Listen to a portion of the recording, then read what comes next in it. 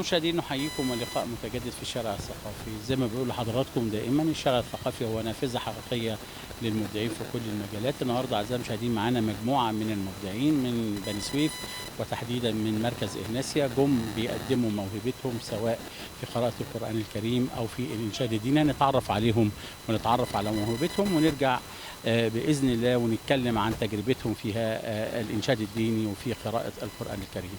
فاصل ونرحب بضيوف هذا اللقاء في الشارع الثقافي، فتابعونا.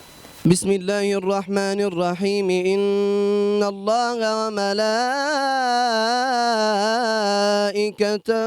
يصلون على النبي يا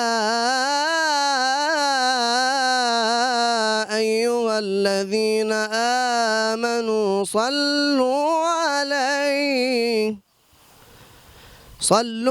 عليه وسلموا تسليما. سيدي يا رسول الله،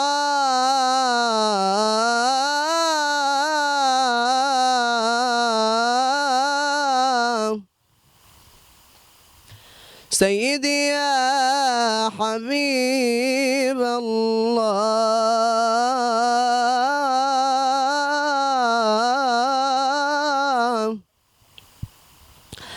قصدت باب الرجاء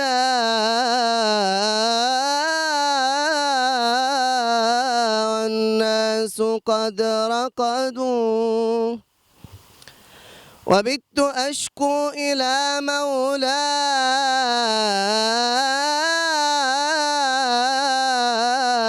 ما أجد، وقلت يا أملي في كل نائبة، يا من عليه لكشف الضر أعتمد.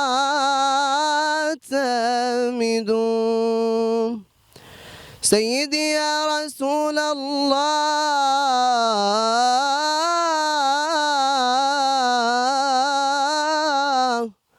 اللهم صل وسلم وزد وبارك عليه. أعزائي المشاهدين رجعنا لحضراتكم مرة تانية ومعانا صوت من الأصوات الجميلة والرائعة، وبإذن الله الشارع الثقافي يتوقع أنه يبقى له مستقبل رائع إن شاء الله في المستقبل بإذن الله. نتعرف عليك.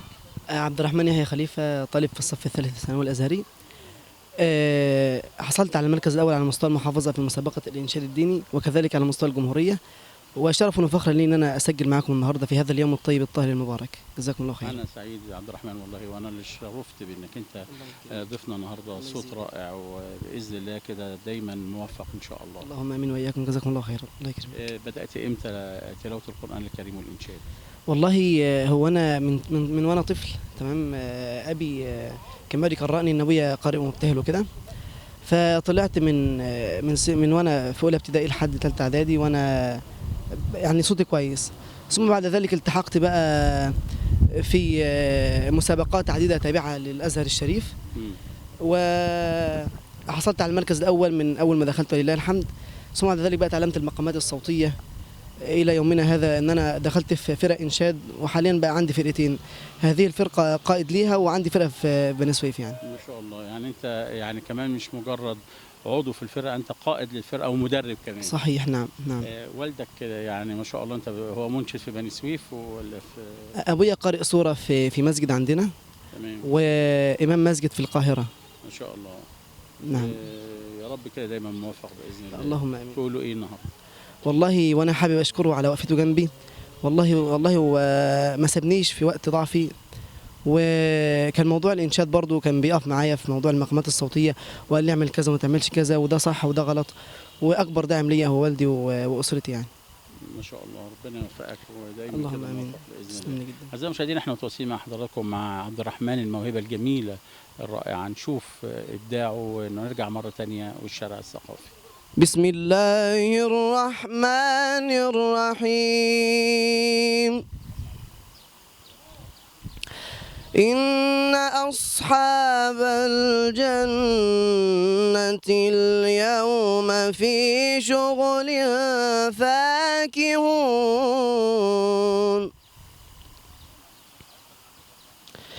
هم وأزواجهم في ظلال على الأرائك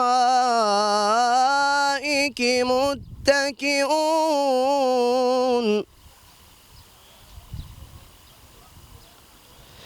لهم فيها فاكهة ولهم ما يدعون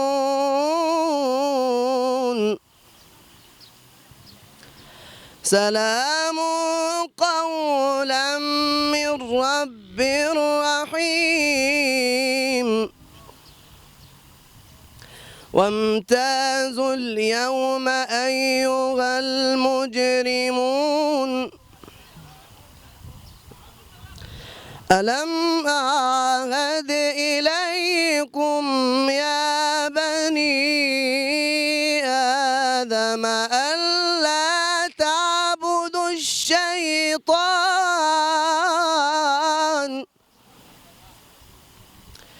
إنه لكم عدو مبين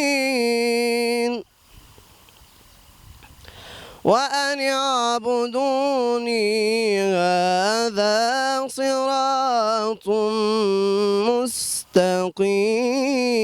مستقيم صدق الله العظيم.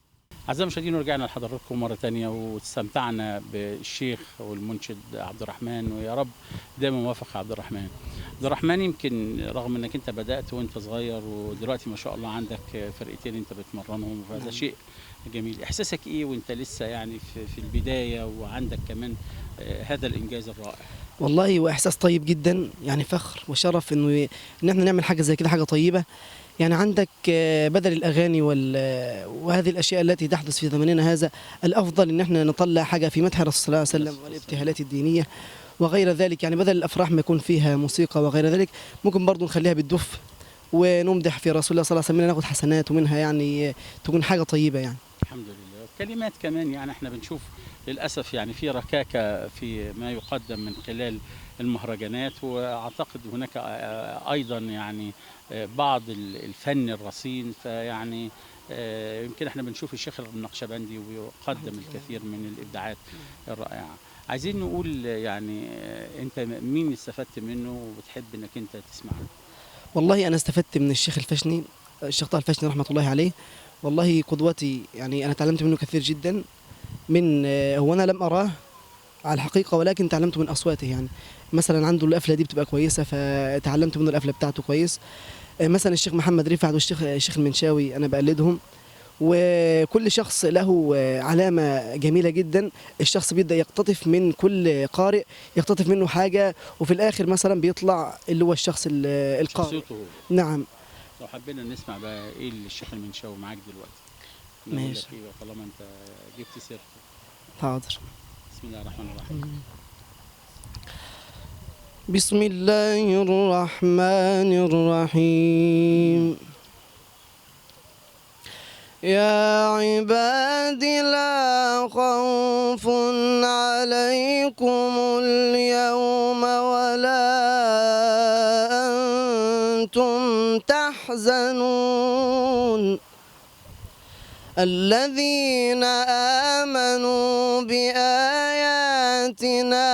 وكانوا مسلمين ادخلوا الجنة أنتم وأزواجكم تحبرون يا عبادي لا خوف عليكم اليوم ولا أنتم تحزنون الذين آمنوا بآياتنا وكانوا مسلمين ادخلوا الجنة وأزواجكم ادخلوا الجنة أنتم وأزواجكم تحبرون. صدق الله العظيم. صدق الله العظيم. الله يفتح عليك. اللهم ما شاء آمين الله. وإياكم. جزاكم الله خير. صوتك جميل. الله يكرمك. وصلت في حفظ القرآن لغاية قد إيه؟ أنا ختمت القرآن وأنا في أولى إعدادي، ما شاء الله. وحاليا بحاول إن أنا أدخل في القراءات، بحاول إن أنا أتعلم بعض القراءات لألتحق بإمامة الجامع الأزهر الشريف إن شاء الله. يا رب يوفقك بإذن اللهم الله. آمين. إحنا شرفنا بيك ونشوف نحن كده أكثر. جزء من إبداعاتك النهارده بإذن الله. أعزائي المشاهدين، مع عبد الرحمن صوت الفاشن والناسية يعني ما يقدمه النهارده في الشارع الثقافي. نتابع بعد هذا الفاصل والشارع الثقافي. يا أيها المختار، يا أيها المختار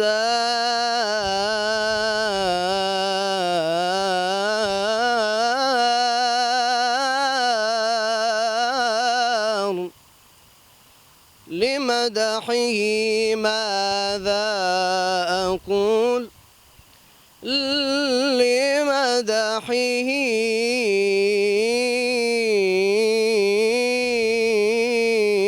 ماذا أقول، ماذا أقول. لمدحه والله طهر من سفاح الجاهلية أحمدا ذو رأفة بالمؤمنين ورحمة سماك ربك في القرآن محمدا ذو رأفة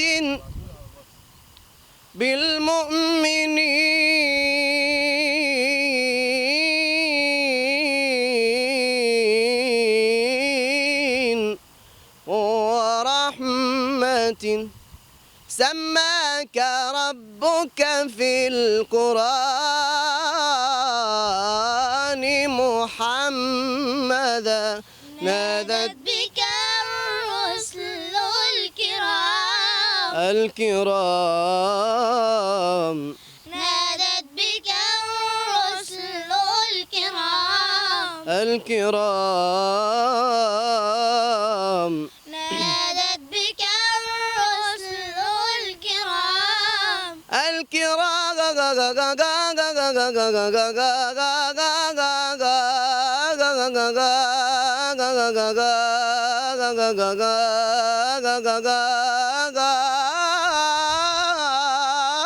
الكرام نادت بك الرسل الكرام فبشرت وملائك الرحمن خلفك سجدا.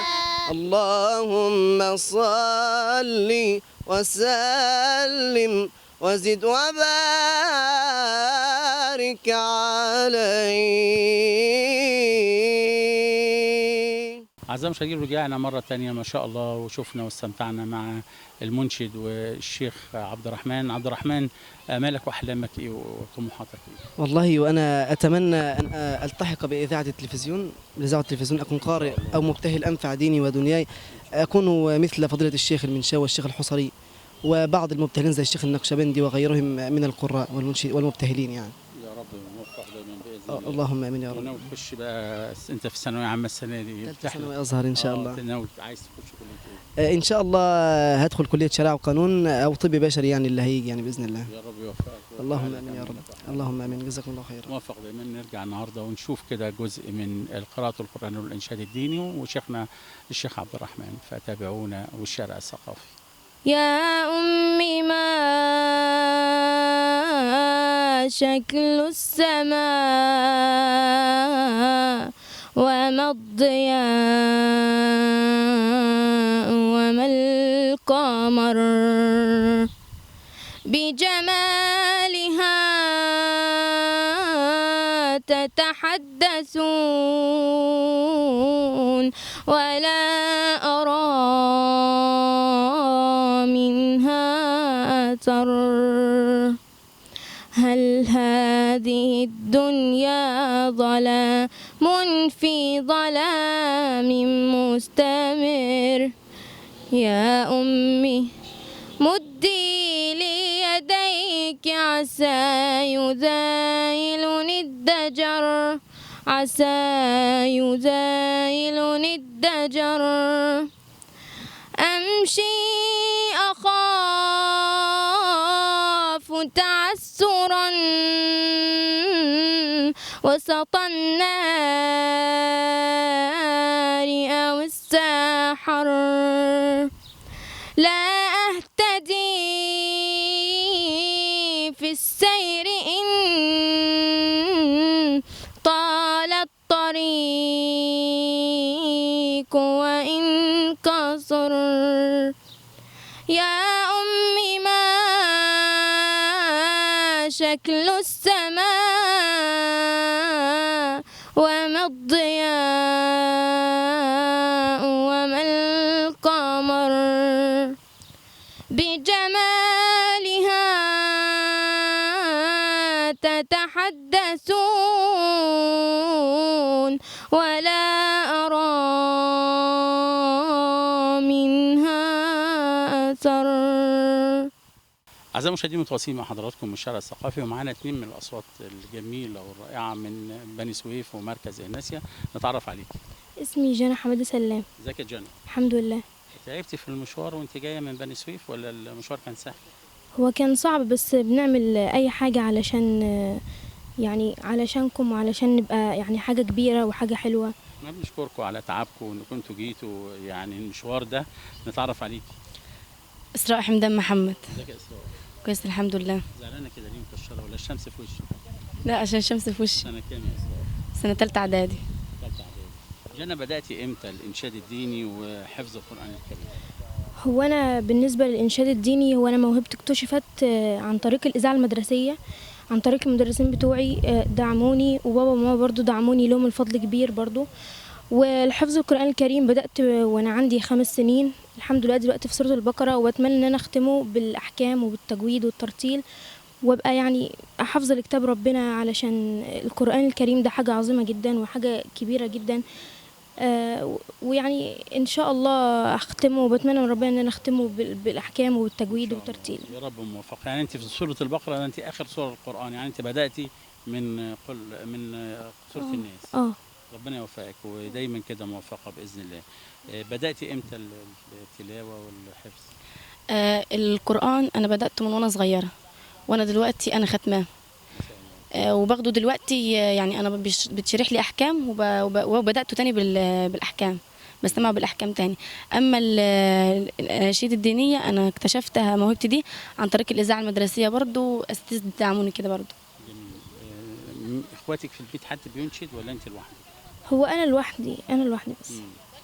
البيت بابا وماما طبعا بيشجعوك؟ طبعا ده لهم الفضل الكبير، لان هم اللي بيدعموني وقت ما اكون مثلا متضايقه، هم اللي بيدعموني وبيقولوا لي هتوصلي. جايين معايا. يعني جايين معاك يعني مسافه مش قليله. انا بشكرهم يعني جدا والله، هم ليهم الفضل كبير جدا في حياتي. دايما موفقين باذن الله. يعني شاركتي في مسابقات قبل كده؟ شاركت في مسابقه مزامير قريه ميانه، وبرضو مسابقة القرآن الكريم، وحصلت على المركز الأول في مركز كرو وبراوة. في دي في بس هم دول بس. ما شاء الله. وانت شاركتي في مسابقات قبل كده؟ ايوه برضو انا كنت مع الاستاذ عبد العظيم في الاول، وشاركنا برضو في المسابقه بتاع كرة براوة وخدت المركز الثالث. يا رب موفقة. بابا وماما ليهم دور طبعا اكيد. النهارده جايين معاكي، مين جه معاكي؟ لا وما حدش جه معايا علشان يعني احنا عندنا ظروف وكده. انما جيتي بقى مع الاباء والامهات جيت لوحدي يعني. يا رب دايما موفقة. اعزائي المشاهدين هنشوف انشادهم وقراءتهم للقران الكريم ونرجع مره ثانيه والشارع الثقافي. سأقبل يا خالقي من جديد كما أنت مني إلهي تريد، وأرجو إذا أنت تقبلني جنان الخلود ومنك المزيد. عصيتك ربي فأمهلتني وتسترني رغم أني عنيد، لأنك ربي غفور ودود رحيم بكل الورى والعبيد. أتيتك يا خالقي باكيا، ودمع الأسى كل حين يزيد، فقد قلت في الآي لا تقنطوا، وإن تعف عني فذا يوم عيد. سأترك يا رب ذنب مضى، وأقبل نحو الرضا والنعيم، أحبك ربي وهذا رجائي، بأنك تقبلني يا كريم. سأقبل يا خالقي من جديد، كما أنت مني إلهي تريد، وأرجو إذا أنت تقبلني جنان الخلود ومنك المزيد. عصيتك ربي فأمهلتني، وتسترني رغم أني عنيد، لأنك ربي غفور ودود رحيم بكل الورى والعبيد. أتيتك يا خالقي باكيا، ودمع الأسى كل حين يزيد، فقد قلت في الآي لا تقنطوا، وإن تعف عني فذا يوم عيد. سأترك يا رب ذنب مضى، وأقبل نحو الرضا والنعيم، أحبك ربي وهذا رجائي، بأنك تقبلني يا كريم، بأنك تقبلني يا كريم.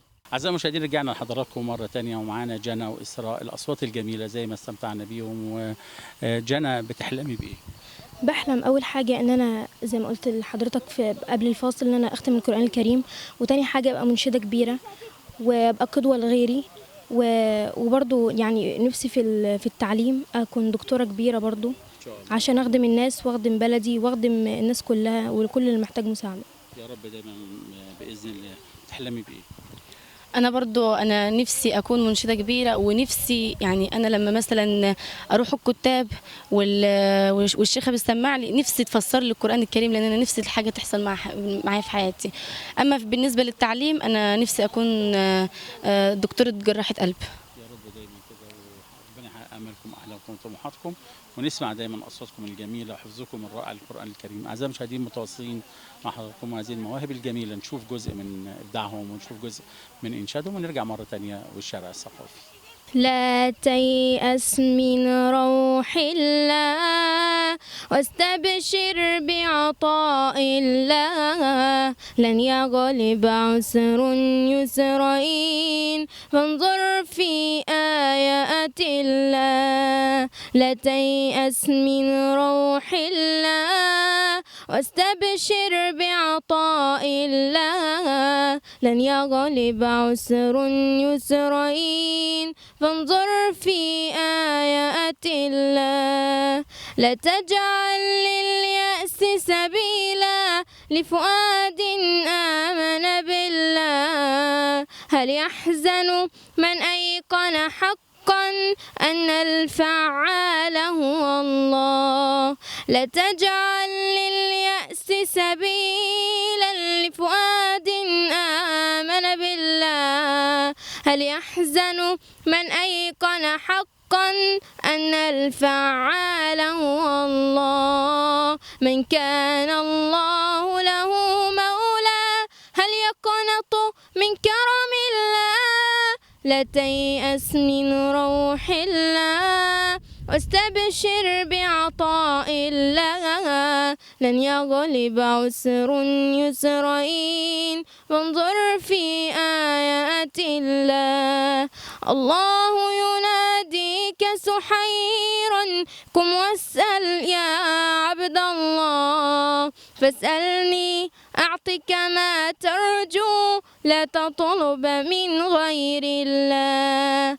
إن كنت مريضا يا عبدي فأنا الشافي وأنا الله. إن كنت كثيرا هل أحد يجبر كسرك غير الله. لا تيأس من روح الله، استبشر بعطاء الله لن يغلب عسر يسرين فانظر في آيات الله. أعزائي المشاهدين، زي ما تابعنا مع حضراتكم عدد من المواهب الجميلة والرائعة اللي قدمنا لحضراتكم من بني سويف، تحديدا مركز هناسيا، وبإذن الله مزيد من المواهب والقراء والمنشدين في الحلقات القادمة، حتى نلتقي في حلقة قادمة من الشارع الثقافي. نستودعكم الله والسلام عليكم ورحمة الله وبركاته.